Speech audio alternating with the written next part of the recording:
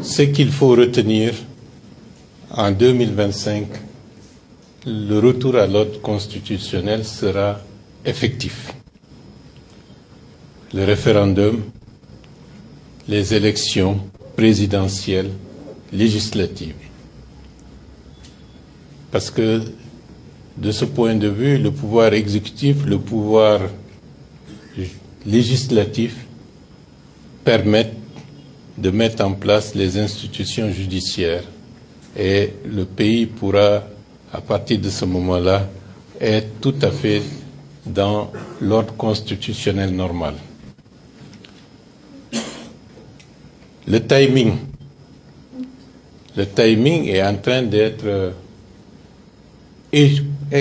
étudié parce que la principale difficulté que nous devons surmonter, c'est la constitution du fichier électoral.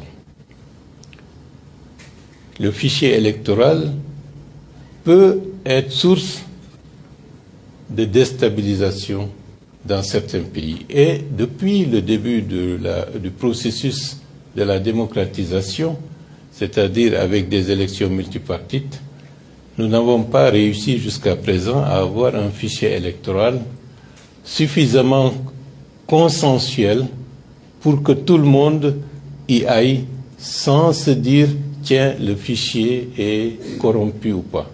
C'est la raison pour laquelle le fichier actuel est adossé au PNRAVEC, c'est-à-dire au recensement administratif à vocation d'état civil.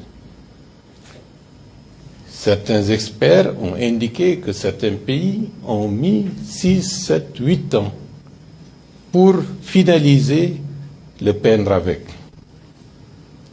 Nous sommes conscients de la difficulté et c'est la raison pour laquelle nous avons estimé que dans le contexte actuel, la constitution du fichier électoral doit être assujettie aux modalités de mise en œuvre du PNRAVEC.